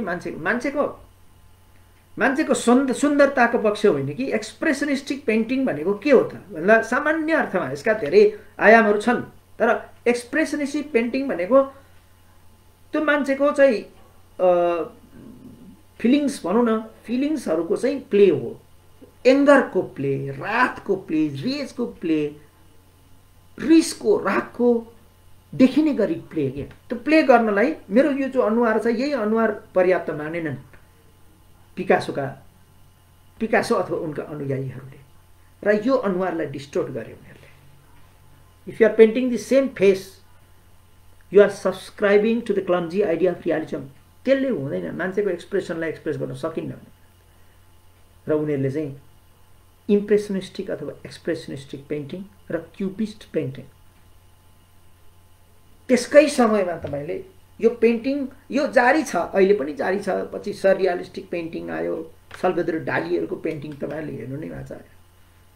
यो यो यो यो चिज चाहिँ जाँदा यसको भगालो यो अहिलेसम्म आज हामीले बाँचेको समयसम्म पनि एउटा कल्ट चाहिँ यो जारी छ। भनेपछि पेन्डेमिकले नै हो रिनेसान्स ह्युम्यानिजमलाई धुलिट्याम पार्यो। दुईटा कारणले। एक त जीवन पीडादायी छ, तपाईँहरूले गानामा लेखे जस्तो छैन जीवन भन्ने रियलाइजेसन। अर्को मान्छे निरीह छ भन्ने रियलाइजेसन कि how strong is a man. एउटा भाइरस आयो अहिले तहस नहस गरिदियो त। त्यो बेलामा पनि त अब प्लेग पनि त त्यो भाइरस ब्याक्टेरिया हो, तहस नहस गरिदियो त। मान्छे कति मरे, आधा युरोप सिद्धियो त्यो बेलामा प्लेगले। के गर्न सक्यो त मान्छेले? रिनेसान्स ह्युम्यानिजमले क्लेम गरेको कि ह्युमन चाहिँ एउटा चाहिँ सुपर ह्युम्यानिक एन्टिटी हो, यो केन्द्र हो, सौन्दर्य पनि मान्छेकै, गीत पनि मान्छेकै, कविता पनि मान्छेकै, कथा पनि मान्छेकै भन्दा त्यो मान्छेको चाहिँ समय सीमा चाहिँ, त्यो मान्छेको चाहिँ शक्तिको चाहिँ सीमा सबैलाई बोध भयो। सबैलाई बोध भइसकेपछि now man was proven to be a weak, a peripheral thing. यो चिज चाहिँ पिकासोको पेन्टिङले हामीले दिने चिज हो कि मान्छेको विकनेसको प्ले हो। न्युड पेन्टिङ के हुन्छ र छोपेर केही त छैन। लाज के नै लाज छ र छोप्ने भन्ने कुरा हो। के नै त्यस्तो छोप्नै पर्ने क्या नथिङ। यो अहिलेसम्म यो कल्ट पेन्टिङमा जान्छ। र यही बेलामा थिएटरमा एब्सर्ड जस्तो थिएटरमा थिएटर अफ एब्सर्ड आउनुको कारण यही हो कि थिएटर अफ एब्सर्डले हरेकपल्ट मान्छेलाई मलाई मेरै कारणले मै माथि हाँस्न बाध्य गराइदिन्छ। मेरो विकनेसको प्ले कसैले सबभन्दा बढी गराएको छ भने एब्सर्ड राइटर्सहरूले गराएका छन्। क्याटास्ट्रोफ भन्ने त नाटकै छ स्यामुअल बेकेटको, शीर्षकै क्याटास्ट्रोफ। तपाईँहरूले पनि हेर्नुभयो। त्यहाँ हुन्छ चाहिँ के त भन्दा स्यामुअल बेकेटको नाटकमा जम्मा जम्मी हुन्छ के भन्दा केही पनि हुँदैन। अनि केही पनि नहुनु नै नाटक हो क्या, केही हुँदैन भनेकै उसले त। एन्ड गेममा के हुन्छ र? एन्ड गेम हेरेका छौँ हामीले, केही त हुँदैन। वेटिङ फर गोडोमा के हुन्छ? पर्खिरहेछन्, आउँछ भन, आउँछ भन, आउँदैन। आज त आएन, भोलि आउँछ होला भनेर घर जान्छन्। भोलि के हुन्छ? भोलि पनि त्यही हुन्छ, आउँदैन। को आउने त भन्दा गोडो? गोडो भने को थाहा छैन, भेट्नु भएको छ छैन, भगवान् हो होइन, दाइको साथी होला भन्छ एउटा। अब चिनेको छु नहुने कुरा के। आज एउटा फेसबुकमा आएको थियो, कोरोना कस्तो हुन्छ भन्दाखेरि त्यो धतुरो जस्तो हरियो, त्यो धतुरोको गुट्टी जस्तो हुँदो रहेछ। म बारीमा जाँदाखेरि आयो कोरोना, धतुरोको गुट्टी जस्तो त्यहाँ आयो, अनि म बारीमै जान छोडेँ भनेर एकजना अलि मानसिक विक्षिप्त होलाले भनेका थिए। त्यो गोडोको व्याख्या त्यस्तै छ के। हेर्नुहोस्, तपाईँले हेर्नुभयो भने स्यामुअल बेकेटको वेटिङ फर गड, यिनले दिएको सन्देश त मान्छेको निरीहता र विकनेसको र मान्छेको मिनिएचराइज फर्मको एउटा जबरजस्त इन्फर्मेसन हो, जसले पनि यही ह्युम्यानिजम, ह्युमेन इज द केन्द्र भन्ने चिजलाई नै डिकन्स्ट्रक्ट गरेको छ। र यो चेतना चाहिँ मान्छेलाई जहिले पनि अप्ठ्याराहरूले, आर्टहरूले, यो क्याटास्ट्रोफहरूले, पेन्डेमिकहरूले दिँदै आएको मैले महसुस गरेको छु। लेखकहरूले त जहिले पनि यो दुःख, यो पीडा, यो कहर पृथ्वीमा छ, त्यसले चाहिँ आर्टलाई बुस्ट गरेकै छ भनेर भन्दै नै ल्याएँ। यो त मैले अस्तिका भिडियोहरूमा पनि भनेको छु। एउटा सार्त्रको एउटा लाइन छ, suffering is justified as soon as it becomes the raw material of beauty. Suffering is justified. सफरिङलाई अरू कसैले जस्टिफाई गर्न सक्दैन। दार्शनिकले गरेको जस्टिफिकेसन आम मान्छेमा पुग्दैन, यो मेरो आरोप हो। आम मान्छेले त्यसलाई रिलेट गरेर बुझ्नै सक्दैन कि हठयोग गरेर अथवा बुद्धले रुखमुनि बसेर चाहिँ आफ्नो शरीरमा पिप आउन्जेलसम्म, हड्डी सुकुन्जेलसम्म, धमिराले माटो लाउँदासम्म, सब कुरो कुइदासम्म गरेको त्यो तपस्यालाई एउटा अर्डिनरी लेमेनले रिलेट गरेर बुझ्न सक्दैन। हठयोगमा खुट्टा उँभो पारेर रुखमा झुन्निएर टाउको उँधो पारेर शरीरलाई यातना दिने जस्ता यस्ता खालका क्रियाकलापहरू हुन्छन्। पञ्चाग्नि बालेर आगोमा, हैन, आगो तापेर त गर्मीमा एकदम त्यसरी तपस्या गर्नु, अथवा चिसोमा हिमालमा गएर हिमकन्दराहरूमा गएर तपस्या गर्नु। This things, this deliberated hardships, they do not relate. भनौँ न, पीडाको त फिलोसोफाइजिङ पार्ट हो, फिलोसोफिक व्याख्या एउटा आम मान्छेले जीवनमा रिलेट गरेर बुझ्न सक्दैन। तर कलाकारहरूको गीतमा, गायकहरूको गानामा, लेखक कविहरूको रचनामा आएका चिजहरूलाई आम मान्छेले आफ्नो तहमा लगेर बुझ्ने सम्भावना धेरै बढी हुन्छ।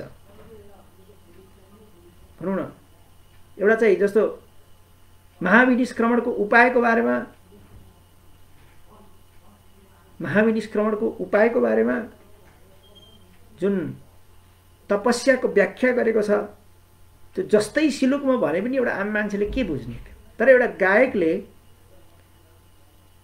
अघि भने नि, लैजाचारी समाचार, हामीलाई त बाढी आयो, उता कस्तो छ भनेको त बुझ्छ नि।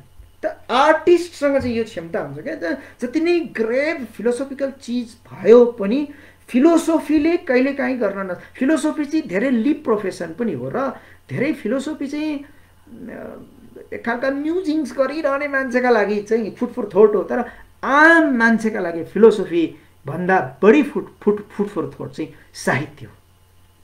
साहित्य र फिलोसोफीको फरक यहाँनिर छुट्याउनुपर्छ हामीले। त्यो एउटा आर्टिस्टमा, एउटा लेखक, कवि, कलाकारमा त्यो आम मान्छेको प्याकेजिङमा कुराहरू राख्ने क्षमता हुन्छ। पेन्डेमिक्सको दुःखको पाटो पनि, दुःखलाई पनि यसै गरी लेखक, कवि, कलाकारहरूले चाहिँ प्रस्तुत गरेका छन्। त्यो एक दुईवटा कुरा जस्तो वालेस स्टेभन्स भन्ने एकजना इमेजिस कवि भन्छन्, भाइ मलाई त स्वर्ग मन पर्दैन। किन त मन पर्दैन त स्वर्ग?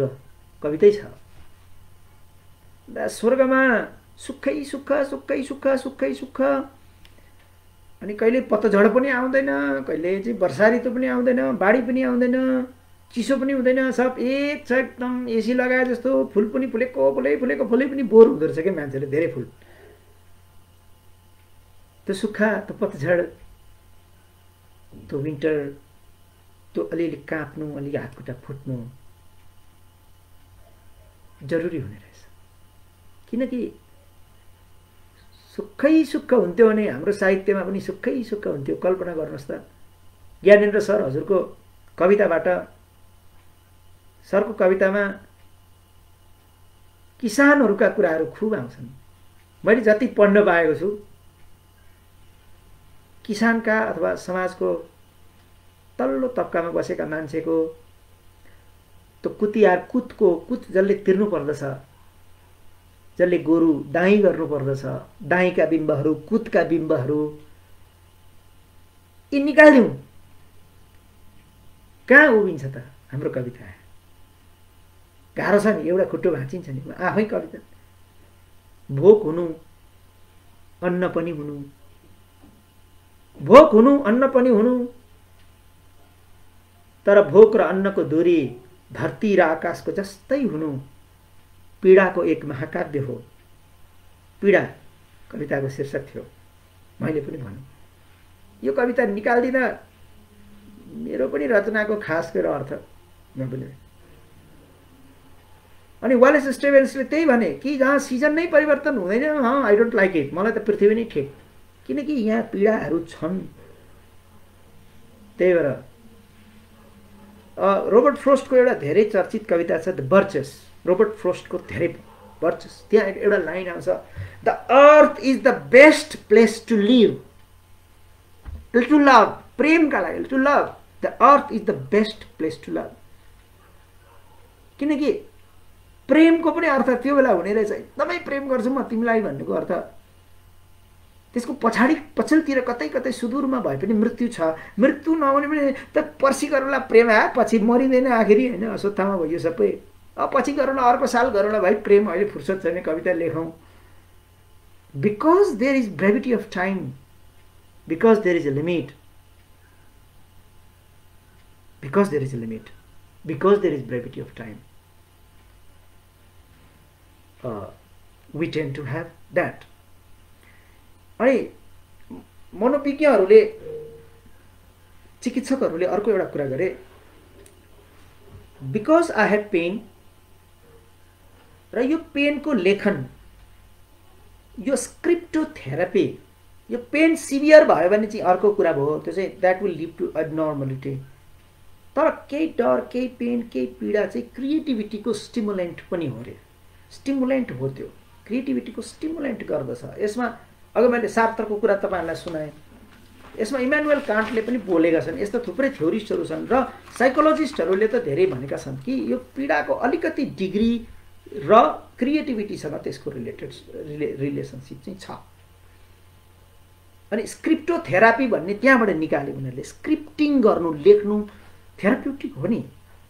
र एकदमै पीडाबाट आएका साहित्यहरूले बुलन्दी छोएका छन्। हामी इडिपसको कल्पना गरौँ, जुन इडिपसको जो पीडाको पाटो छ त्यसलाई एकछिन सोचेर हेरौँ।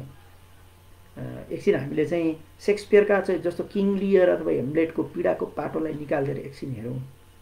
अघि मैले डाँटेको इन्फर्नोमा त्यो कहर र पीडाको पाटोलाई निकालेर हेरौँ।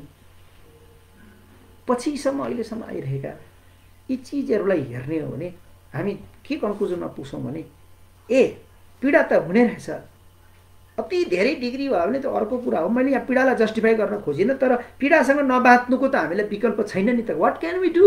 We can do nothing. W B येट्सले एउटा नाटकमा भन्छन् म्यान क्यान डु नथिङ। एउटा मान्छेले यो स्वर्गै परिवर्तन गर्छु भनेर लाग्छ। यो मेरो छोरो कायर निस्क्यो, बाउ पनि खत्तम, बाउ पनि मारिदिन्छु, छोरो पनि मारिदिन्छु, अनि यो मेरो रगतको यो वंश, यो कलुषित वंश, म अब बच्चा जन्माउन सक्दिनँ, मरिहाल्छु, बुढो भएँ, र यो मेरो वंश नाश हुनु जरुरी छ भनेर एउटा मान्छेले बाउ पनि काट्छ, छोरो पनि काट्छ। त्यो रगत परम्परालाई खतम पारिदिन्छु म, यो पापी परम्परा हाम्रो सन्तानको भनौँ न, यो एउटा हिंसक सन्तान भएको हुनाले खतम पारिदिन्छु भन्छ। दुइटै मार्छ। मार्दा त उसको मरेको स्वास्नीको आत्माले सुख पायो होला भनेको त फेरि आएर राति तर्साइरहेको छ र उसले भन्छ के man can do nothing. Purgatory भन्ने ड्रामा हो डब्ल्युबी येट्सको। Man can do nothing. मान्छेले आफ्नो डोमेनभित्र मात्रै गर्न सक्छ। मान्छेले यहाँ बसेर स्वर्ग सपार्छु भन्नु सक्दैन। कोरोनामा पनि हामी के गर्न, वी हेभ डन, हाम्रो एउटा लिमिटभित्र गरेका छौँ। त्यो लिमिटभन्दा बाहिर हामी गर्न नसक्ने भएको हुनाले यसमा गाना बजाना गरेर एकदम दुखी भएर डिप्रेस्ड हुनु पनि हुँदैन भने हामी लेट्स लिभ विथ इट। यो चिज, यो मन्त्र पनि त हामीलाई साहित्यले सिकाएको छ। अघि मैले पेन्टिङका, म्युजिकका कुरा गरेँ, आर्टका कुरा गरेँ। अहिले साहित्यमा त्यो पीडासहित कसरी उत्कृष्ट साहित्य लेखिएको छ भन्ने पनि हामीले देख्यौँ। र साहित्य एउटा एक मात्र यस्तो विधा हो, एक मात्र चिज हो जसले जतै ठुलो विपत्तिमा पनि उज्यालो चाहिँ देख्छ, इन्भेन्ट गर्छ। त्यस्तो वेस्टल्यान्ड लेखेर अन्तमा ओम शान्ति त भन्नु पर्यो नि टिएससीले। त्यो ओम शान्ति भन्दा माथिका कुनै पनि लाइनमा उज्यालो छैन नि। जग जग जग जग जग राग राग राग राग राग भन्छ, यस्ता लाइनहरू हालेको छ। I will so you fear in A handful of dust भन्छ। तिमीले धुलो मात्रै उठायो भने पनि त्यहाँ पीडा देखाइदिन्छु म, डर भन्छ। धुलोमा पनि डर, हावामा पनि डर। अघि कवि प्रदीपको गीत जस्तो, आज हवाओं में भी जहर है, कैसा यह खतरे का प्रहार है। वेस्टल्यान्डमा त्यस्तो भएर पनि अन्ततगत ओम शान्ति त टिएससीले देखाए। त्यस्तै डब्ल्युबी येट्सले सेकेन्ड कमिङ देखाएको स्पिरिटस मुन्डी भन्ने एउटा कस्तो फिगर हो, त्यस्तैमा भए पनि उनले भगवानको आगमन त देखे त। उनले हेर्दाखेरि भगवानको आगमन, हामीले हेर्दाखेरि उज्यालो एउटा दिनको आगमन हो। यो चिन्तन नगरेर त फुर्सद हामीलाई त छँदै छैन। यो चिन्तन नगरेर निकासै छैन भने हामीले त्यो चिन्तन, त्यो पोजिटिभिटीको, त्यो लाइटको फार्मिङ गर्ने यो काम हामीले नगरी हुने चाहिँ देखिँदैन। त्यसले गर्दाखेरि हाम्रा यी आशा निराशाका कुराहरू छँदैछन्। यी कुराहरूको बिचमा हामी यो पोजिटिभिटीका साथ बाँचौँ, इन्ट्रेक्सन गरौँ। भर्चुअल स्पेस आएको छ। यी लोसहरू, अहिले जो घाटाहरू भएका छन्, जो लोसहरू भएका छन्, हामी फ्रोजन भएका छौँ। Frozen relations with our audience जो छ, समयले फेरि पनि हामीलाई जस्टिस गर्छ। किनभने हामीले नियोजित केही पाप गरेका छैनौँ। हामी लेखक, कवि, कलाकारहरू सद्भावकै खेती गरेर आएका छौँ भने यदि नेचर छ, दैव छ, अथवा समयमा पनि एउटा जस्टिसको सेन्स यदि छ भने हामीलाई त्यसले जस्टिस दिनुपर्छ भन्ने म ठान्दछु। एउटा आर्ट इकोलोजी, यो हाम्रो आर्ट इकोलोजी हो। लेखक, कवि, कलाकार र हाम्रा भावना, हाम्रा कङ्क्रिट एन्ड एब्स्ट्रेक्ट फिलिङ्सहरू, यो आर्ट इकोलोजी हो। यो आर्ट इकोलोजी हामीसँग छ, यसलाई बचाउँ हामी।